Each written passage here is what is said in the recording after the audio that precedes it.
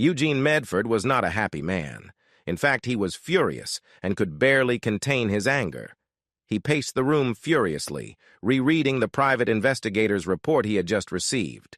Fortunately, his 2 teenage daughters were not home this Thursday night.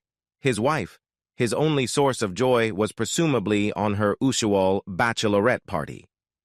But, as the report he'd read confirmed what he'd long suspected, Ashland was actually at the Starlight Motel with her shitty lover Donald Gresham. Various plans for revenge ran through his head as he drank his 4th glass of scotch.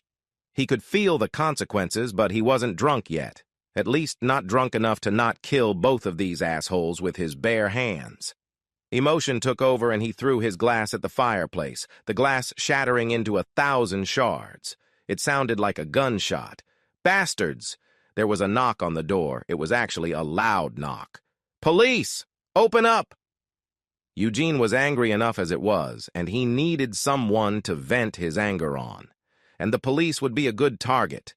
Some traffic cop wrote him a ticket tonight, right around the corner of his house. He claimed that Eugene had failed to come to a complete stop. That's just what I need. He walked over, swung open the front door, and was about ready to tell those cops everything on his mind when he realized he was looking at 3 barrels pointed straight at his heart. What the hell does that mean? Oh, shit. The next thing Eugene realized was that he was lying on the floor. Let me up, you bastards. I didn't do anything.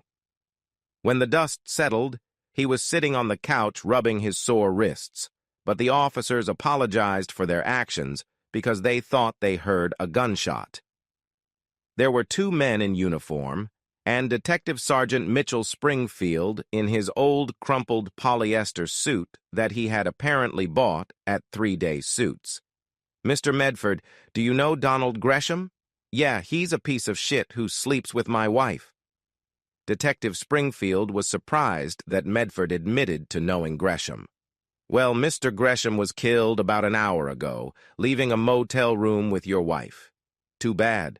I thought only the good ones died young. Did whoever did this kill my wife, too? Please tell me the answer is yes? Eugene smiled at the detective. It's no laughing matter, Mr. Medford. You're the prime suspect in his murder. Where were you an hour ago?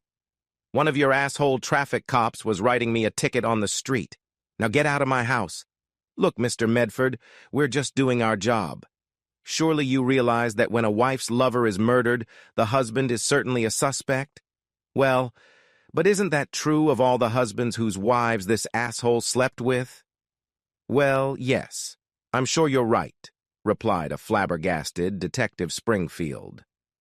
Well, Detective Mitchell Springfield, your wife Victoria, residing at 123 Ashland Avenue, you must be a suspect because Gresham is sleeping with your wife, too.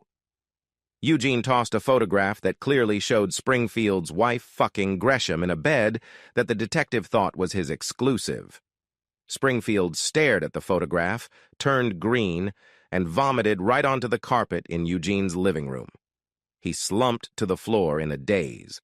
The 2 uniformed police officers didn't know what to do and just stood there with their mouths open in shock.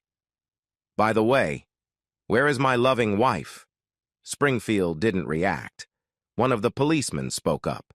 She's in our patrol car, waiting to get some of her things safely away. She's going to be staying at her parents' house for a while. Maybe it would be better if we just take her there now. Eugene nodded. That's definitely a good idea. Why don't you help the detective to his feet and take him outside? Don't bother, I'll clean up the mess. And he let them go with a wave of his hand. They helped the half-comatose Springfield to his feet and out the door. Medford closed it behind them. Phew, I guess getting that fine was lucky for me after all. He started looking for some rags, whistling to himself.